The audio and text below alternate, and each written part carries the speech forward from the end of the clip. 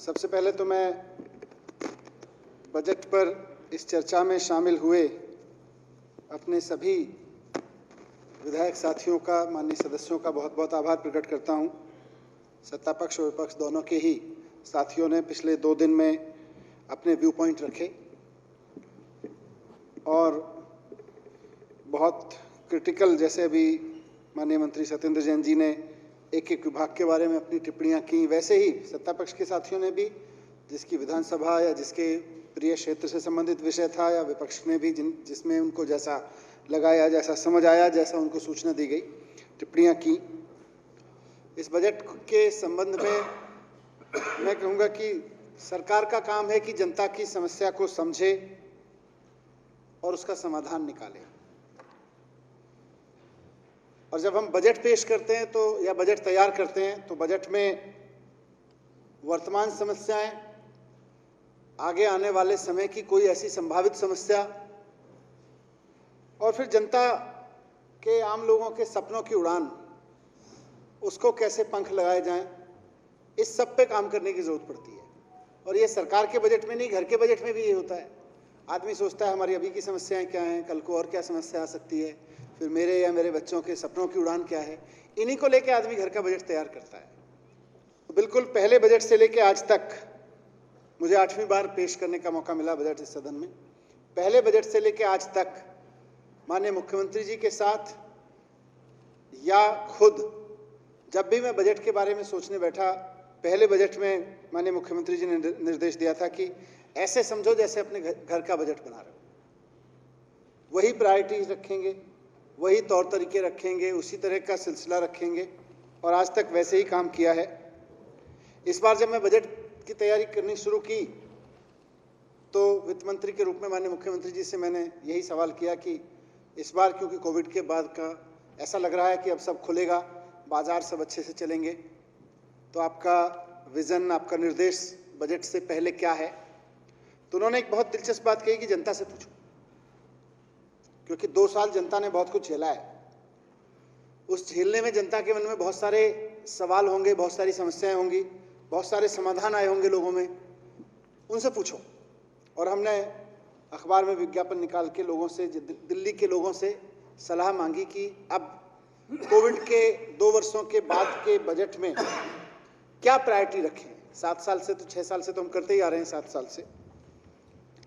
तो हमने जनता से सुझाव मांगे और मुझे इस सदन को बताते हुए बहुत खुशी हो रही है कि ऐसे तो बहुत सारे ईमेल और बहुत सारे मैसेजेस, फोन, चिट्ठियां आई, पर जहां हमने सुझाव मांगे पोर्टल पे, 6,500 सुझाव बहुत कॉन्क्रीट तरीके से हमें दिल्ली के नागरिकों ने बहुत समझदारी के साथ में भेजे।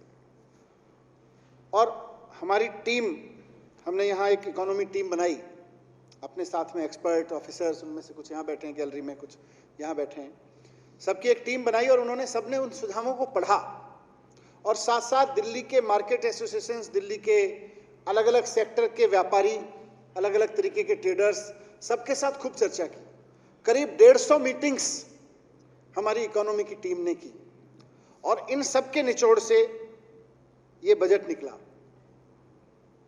तो मुझे आज आपके साथ ये जानकारी साझा करते हुए बहुत खुशी हो रही है सदन के साथ कि जिन 6,500 लोगों ने हमें सुझाव दिए, मैंने भी उनको पलट के देखा, समझ के देखा। जब मुझे उसका निचोड़ दिया, सब कुछ उसको समझा, काफ़ी कुछ को मैंने भी पढ़ा, तो उनमें से 12 साथियों को, तो 12 दिल्ली के नागरिक हैं, उनको आज हमने इस सदन में भी बुलाया है।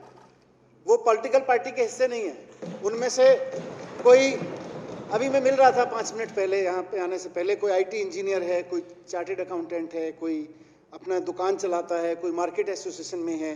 सब तरह के लोग इस सदन में बैठे हैं आज, इस हमारे यहाँ मेहमान के रूप में बैठे हैं।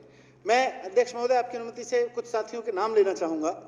इन सब लोगों, ये सिर्फ वो 12 लोग नहीं हैं, ये 6,500 लोगों में से कुछ रिप्रेजेंटेटिव बुलाए, लेकिन यहाँ समय की और स्थान की सीमा है, सबके नाम भी नहीं लिए जा सकते और सबको यहाँ बुलाया भी नहीं जा सकता। जैसे गांधीनगर मार्केट का आइडिया, इस बजट में खूब तारीफ हो रही है उसकी, और चारों तरफ गांधीनगर के मार्केट एसोसिएशन से बधाई आ रही है हमको कि जी बहुत बढ़िया किया आपने। हरिओम शर्मा जी, उन्होंने हमको दिया, उन्होंने चिट्ठी में लिखा। इसी तरह से इलेक्ट्रॉनिक पार्क जिसका जिक्र किया आईटी पार्क, बोले जी कॉलेज बहुत हैं, मार्केट मॉल्स भी, मतलब मार्केट भी बहुत हैं, लेकिन इलेक्ट्रॉनिक पार्क खड़ा करो। मनीष बिरमानी जी और मोहित भारद्वाज जी, और मोहित भारद्वाज जी तो हमारे दिल्ली सरकार में एक काम करते हैं, सरकारी कर्मचारी हैं। जब उनको ऐसे ही रैंडम हमने 6,500 लोगों में से 12 लोगों की लिस्ट बनाई देख के, तो पहली बात वो बोले कि आप लोगों ने मेरे सुझाव माने थे, मुझे ये यकीन नहीं हो रहा, फिर सरकार मुझको बुला रही है, मुझे तो बिल्कुल यकीन नहीं हो रहा। हमारे जितने हजारों कर्मचारी हैं उनमें से एक कर्मचारी हैं, लेकिन उन्होंने कॉन्क्रीट सुझाव दिए, सरकार ने उनको समझा, उस पर और चिंतन किया, स्टडी किया। आज इलेक्ट्रॉनिक पार्क दिल्ली में हम बनाने की बात कर रहे हैं, इलेक्ट्रॉनिक मार्केट बड़ा खड़ा करने की बात कर रहे हैं। सुनील पांडे जी हैं, उन्होंने ई कॉमर्स वेबसाइट का सुझाव दिया कि जो हमने दिल्ली बाजार की, उनकी तरफ से सुझाव आया कि इसको इस तरह की हमें दिल्ली में वेबसाइट बनानी चाहिए, आम युवाओं को इससे मदद मिलेगी, आम छोटे छोटे दुकानदार जो युवा दुकानदार चला रहे हैं उनको मदद मिलेगी इससे। अखिल जाजू जी, करण गोयल, नितिन गुहा, रवि रंजन गुहा, सौरभ गुप्ता, इन्होंने मार्केट के जो हमने 5 मार्केट्स को रीजनरेशन की बात की है, इनके सुझाव इनकी तरफ से आए। इसी तरह से तरंग नारायण जी, इन्होंने स्टार्टअप को लेके काफी सुझाव दिए, सिंप्लीफाई कैसे किया जा सकता है, कैसे उसमें से और नौकरियां निकल सकती हैं, कैसे हम इंडिया को, कैसे हम दिल्ली को इंडिया का स्टार्टअप हब बना सकते हैं, उस पर काफी सुझाव दिए। प्रहलाद जैन जी हैं, उन्होंने एमनेस्टी स्कीम के बारे में हमें लिखा। ऐसे बहुत सारे लोगों ने सुझाव दिए, लेकिन कुछ रिप्रेजेंटेटिव मैं बता रहा हूं। ये सब जितने 6,500 लोगों ने हमें लिखा, और इन 12 लोगों ने के भी जिनका मैंने जिक्र किया, 10-12 लोगों का, ये सब रियलिस्टिक सॉल्यूशंस थे, एकदम आम आदमी वाले सॉल्यूशंस इन्होंने दिए, और आज आम आदमी का बजट के रूप में सबके सामने। मैं समझता हूं कि ये सब चीजें बहुत जरूरी थी, क्योंकि जो भी मैंने बजट में अनाउंस किए हैं, क्योंकि ये जनता की जरूरत थी। जैसा मुख्यमंत्री जी ने कहा कि जनता की जरूरत पे इस क्राइसिस के बाद काम करना है, तो जनता से पूछो पहले, और जनता से पूछ के उन तमाम मार्केट एसोसिएशन, ट्रेडर एसोसिएशंस और ट्रेडर्स को भी मैं शुक्रिया अदा करना चाहता हूं जिन्होंने सुझाव दिए। इसका जो हमने खाका बनाया, उसमें सबसे बड़ी चीज ये है कि हमने 20 लाख जॉब का सपना देखा है। 20 लाख जॉब अगले 5 साल में क्रिएट होंगी, और ये नई नौकरियां होंगी। ये ऐसा नहीं है कि आज ये कर रहे थे कल को ये करने लगेंगे, ये नई नौकरियों के अवसर होंगे 20 लाख। और हमने कहा है, तो सब जानते हैं कि जब केजरीवाल जी कहते हैं तो करके दिखाते हैं, तो ये भी करके दिखाएंगे। नेता प्रतिपक्ष आदरणीय हमारे बड़े भाई विधुड़ी जी बोलने शुरू हुए तो उनकी पहली लाइन वही थी जो आज तक हमेशा नेता प्रतिपक्ष की बजट के बारे में रहती है, निराशाजनक है। तो मैं यही कहूंगा कि बिल्कुल भाई साहब, आपके द्वारा ये सुनना हमारे लिए बहुत आशाजनक है कि ये बजट निराशाजनक है,